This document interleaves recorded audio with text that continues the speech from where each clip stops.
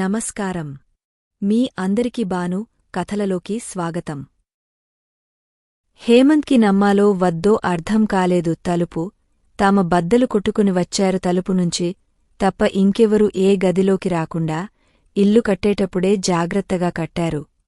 ఎవరికి తెలియకుండా ఇంతమంది ఉన్న ఇంట్లో వీడు ఎలా రాగలిగాడు అంటే, వీడు చెప్పినట్లు వీడు కావేరి ఒకరినొకరు ఇష్టపడుతున్నారా?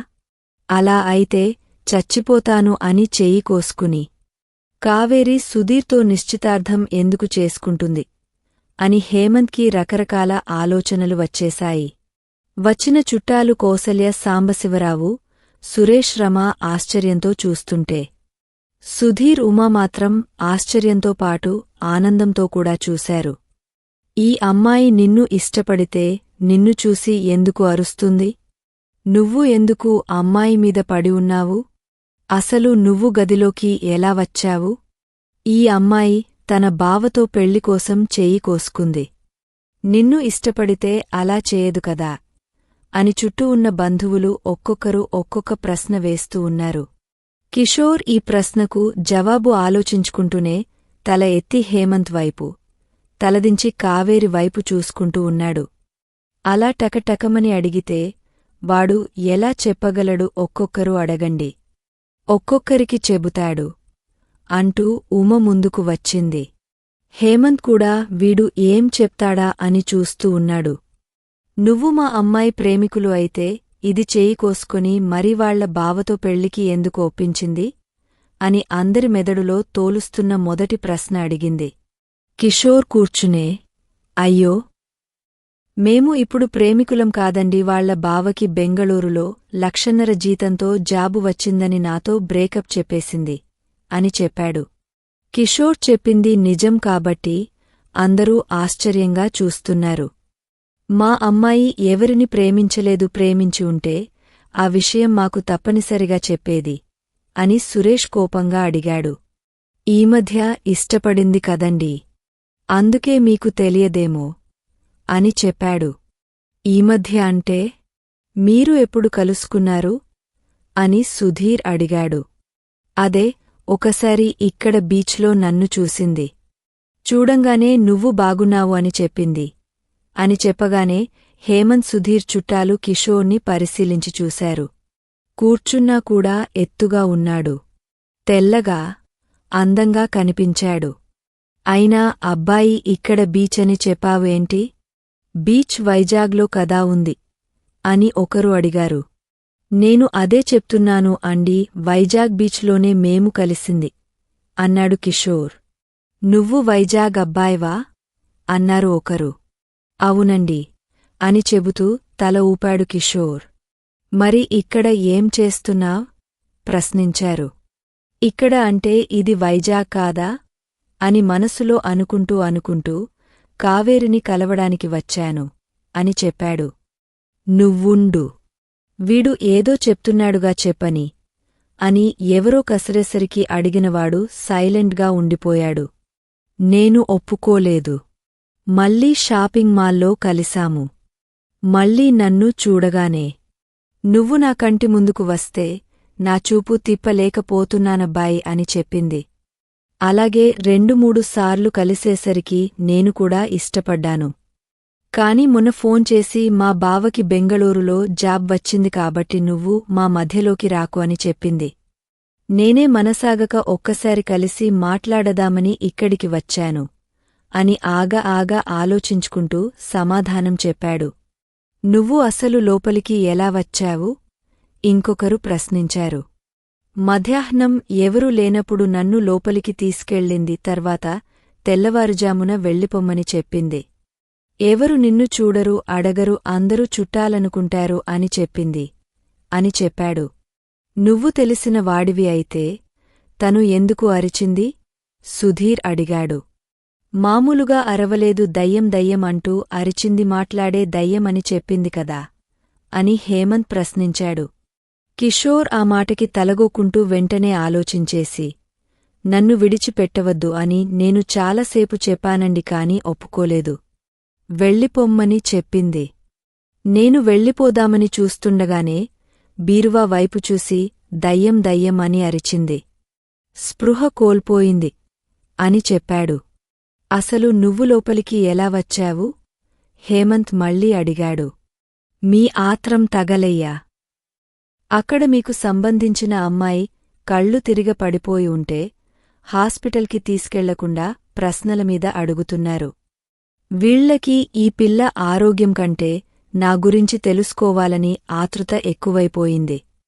వీళ్లకి ఇప్పుడు ఇది కూడా నేనే గుర్తుచేయాలి అని తిట్టుకుంటూ లేచి నిలబడి హేమంత్ వైపు తరిగా, సార్, నేను ఇక్కడే ఉంటాను కదా, నన్ను తర్వాత అయినా అడగండి. ముందు కళ్ళు తిరిగ పడిపోయిన కావేరిని హాస్పిటల్కి తీసుకెళ్ళండి అని చెప్పాడు. అప్పుడు అందరికీ కావేరిని హాస్పిటల్కి తీసుకెళ్ళాలి అన్న ఆలోచన వచ్చింది. హేమంత్ అప్పుడు, నేను పోలీస్ ఆఫీసర్ని, ఏ సందర్భంలోనూ నేనేం చేయాలో మర్చిపోకూడదు. నా బంధువులు అందరి ముందు చెల్లి ఇలా కనిపించింది అన్న బాధలో చేయాల్సిన పని మర్చిపోయాను ఏంటి అని తనను తాను నిందించుకుంటూ వేగంగా చెల్లిని ఎత్తుకొని బయటకు వస్తూ సుధీర్ వైపు చూసి వాడిని కూడా తీసుకురా అని చెప్పి మెట్లు దిగాడు. హేమంత్ కావేరిని ఎత్తుకొని దిగుతుంటే అంతకంటే వేగంగా దిగిన సురేష్ కారులో కూర్చున్నాడు. హేమంత్ వెనక సీట్లో కావేరిని కూర్చోబెట్టి తాను కూర్చున్నాడు. రమా సురేష్ పక్కన కూర్చుంది. అమ్మా, నాన్నా, మీ ఇద్దరు కూర్చుంటే వచ్చిన వాళ్లను ఎవరు చూసుకుంటారు? మీ ఇద్దరు దిగండి అని హేమంత్ కసరేసరికి ఇద్దరూ దిగిపోయారు. సుధీర్ తాను డ్రైవింగ్ సీట్లో కూర్చున్నాడు. కిషోర్ని తన పక్కన కూర్చోపెట్టుకున్నాడు. ఇంకా వేగంగా బయలుదేరారు బయట కనిపించే షాపులను చూస్తూ తాను ఎక్కడ ఉన్నాడా అని తెలుసుకోవడానికి ప్రయత్నించాడు కిషోర్. కారు వెళ్తున్న వేగానికి అతను ఊరి పేరు ఏంటో తెలుసుకోలేకపోయాడు. దగ్గర్లో ఉన్న హాస్పిటల్కి వెళ్లిన తర్వాత అక్కడ డ్యూటీలో ఉన్న డాక్టర్ చెక్ చేసి స్ట్రెస్ ఎక్కువ, కళ్ళు తిరిగ పడిపోయిందని చెప్పి ట్రీట్మెంట్ చేశాడు. హాస్పిటల్లో దిగాక అదేమీ ఏరియానో చూడాలనుకున్నాడు కాని హాస్పిటల్ పేరు తప్ప ఊరి పేరు కనిపించలేదు అతనికి. డాక్టరు కావేరిని ట్రీట్మెంట్ చేసిన తర్వాత బయటికి వచ్చిన తర్వాత తన పరిస్థితి బానే ఉందని, రేపు పొద్దున స్పృహలోకి వస్తుందని చెప్పాడు. అయ్యో, ఇప్పుడు స్పృహలోకి రాదా? ఇప్పుడు మళ్ళీ వీళ్ళు అడిగితే నేను జవాబు చెప్పుకుంటూ ఉండాలి. ఇన్ని అబద్ధాలు చెప్పిన తర్వాత ఈ అమ్మాయి లేచాక నిజం చెప్పినా నా గురించి నమ్ముతారో లేదో అని కిషోర్ తెగ బాధపడిపోయాడు. అప్పటికే ఉమా మరికొందరు హాస్పిటల్కి వచ్చేశారు. మీరెందుకు వచ్చారు? హేమంత్ చిరాగ్గా అడిగాడు. రేపు నిశ్చితార్థం పెట్టుకుని చెల్లి గురించి ఇలాంటి మాటలు బయటికి రావడం అతనికి అస్సలు నచ్చలేదు. ఉమా మాత్రం ఇలాంటివేమీ పట్టించుకోకుండా కిషోర్ పక్కన కూర్చుని తన డౌట్లు అడుగుతూ ఉంది. నువ్వు వెళ్ళిపోవాలి అనుకుంటే మా అమ్మాయిమీద ఎలా పడిపోయావు అని అడిగింది. ఉమకి కావేరిమీద కోపం ఏమీ లేదు కాని సుధీర్ వాణిని ఇష్టపడ్డాడు కాబట్టి కావేరి కాదు అనుకుంటే అంత జీతమున్నవాడు తన కూతురికి దక్కుతాడు అని ఆశ. అందుకే ఇది నిజమైతే కిషోర్కి ఇచ్చి చేస్తే సరిపోతుంది కదా అని భావించింది. అందుకే తన అనుమానాలన్నీ అడుగుతూ ఉంది. నేను పడలేదు. తను దయ్యమని అరచి పడబోతుంటే తనను పట్టుకోబోయాను, బ్యాలెన్స్ తప్పిమీద పడ్డాను అంతే. పక్కనే ఉండి ఇది వింటున్న హేమంత్, నువ్వు చెప్తున్నవన్నీ అబద్ధాలు అనిపిస్తుంది. మా చెల్లి ఒకరిని ఇష్టపడితే ఇంకా వదలదు. నిజంగా నిన్ను ఇష్టపడి ఉంటే సుధీర్ కోసం వచ్చేదే కాదు అని చెప్పాడు. తను నన్ను 2-3 సార్లు కలిసింది. నేను కూడా ఇష్టపడుతున్నాను అని చెప్పగానే ఆనందంగా నువ్వేమీ చదువుకున్నావు అని అడిగింది. 10th క్లాస్ అని చెప్పాను అని చెప్పగానే హేమంత్ ఆశ్చర్యంగా అతని వైపు చూశాడు. సుధీర్, ఉమా కూడా అలాగే చూస్తున్నారు. డాక్టర్తో మాట్లాడే మాటలు బట్టి హేమంత్ కావేరి అన్నయ్య అని, హేమంత్ సుధీర్ మాట్లాడే మాటలను బట్టి సుధీర్ కావేరి బావ అని అప్పటికే అర్థం చేసుకున్న కిషోర్, మీ చెల్లి కూడా నా వంక అలాగే చూసింది సార్. తరువాత నువ్వు ఏం చేస్తున్నావు అని అడిగింది. నేను వడ్రంగ పని చేస్తాను అని చెప్పాను అని కిషోర్ చెబుతుండగానే వాళ్ల కళ్ళు ఇంకా పెద్దవి అయిపోయాయి. నువ్వు వడ్రంగా పనిచేస్తావా? అని ఉమా అనుమానంగా అడిగింది. కిషోర్ అవును అన్నట్టు తల ఊపాడు. అలాగైతే వీడిని అడ్డం పెట్టుకుని సుధీర్కి వానితో పెళ్లి జరిపించేసి తర్వాత వీడ్ని కూడా తప్పించేద్దాము. ఇప్పటివరకు ప్రతి ఎగ్జాంలో టాపర్గా నిలిచిన నా కావేరి ఎక్కడా? 10th క్లాస్ చదివి వడ్రంగా పనిచేస్తున్న వీడు ఎక్కడా? అని ఉమా మనసులో అనుకుంది. ఇది తెలుసుకున్న తర్వాత నాకు సారీ చెప్పి ఆవిడ వెళ్ళిపోబోయారు. అప్పటికే నాకు ఆవిడ నచ్చేశారు కాబట్టి నేనే వెంటపడ్డాను.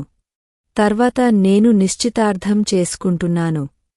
నన్ను క్షమించేసే అని ఫోన్ చేసి అడిగితే చివరిసారి మాట్లాడదామని నేనే వచ్చాను అని చెప్పాడు. నువ్వు చెప్పేది నేను నమ్మను. 4 సంవత్సరాల నుంచి అది బెంగళూరులో జాబ్ చేయాలి, బెంగళూరులో ఉండాలి అని చెప్పుకుంటూ ఉంది. మధ్యలో నీ దగ్గరికి ఎందుకు వస్తుంది?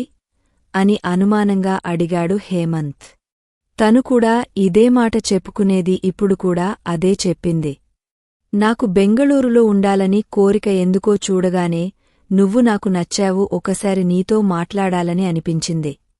కాని నువ్వు చదివిన చదువుకి, నువ్వు చేస్తున్న పనికి నిన్ను ఒప్పుకోలేను అని చెప్పింది.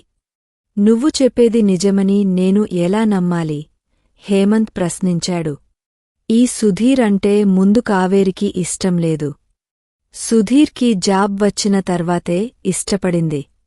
మళ్ళీ నాకు బెంగళూరులో మంచి జాబ్ వస్తుందో లేదో, లేదా ఇలాంటి జాబున్నవాడు నాకు దొరుకుతాడో లేదో అని ఆశపడింది అని ఇందాక తాను బీరువాలో ఉండి విన్న విషయాలు మొత్తం కిషోర్ చెబుతూ ఉన్నాడు.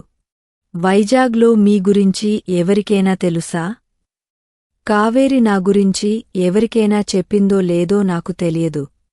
కాని వందన గురించి మాత్రం నాకు చెప్పింది అని చెప్పాడు.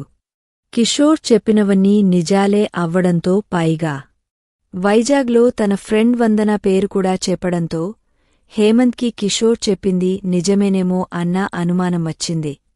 నేను చెప్పే వరకు ఇక్కడి నుంచి కదలకు అని చెప్పి కాస్త దూరం వెళ్లి సురేష్కి ఫోన్ చేసి కావేరి గురించి వివరించి చెప్పాడు. హేమంత్ రాగానే ఉమా, సుధీర్లు కూడా కాస్త దూరంగా వెళ్లి తమ బంధువులకి చెప్పారు. ఒక్కరికి తెలిస్తే అందరికీ తెలిసినట్టే కాబట్టి కావేరి గురించి అందరికీ తెలిసిపోయింది. హేమంత్ ఆలోచిస్తూ ఉన్నప్పుడు కిషోర్ హేమంత్ని పరిశీలించడం గమనించి కావాలని కిషోర్ని పట్టించుకోనట్టు యాక్షన్ చేశాడు.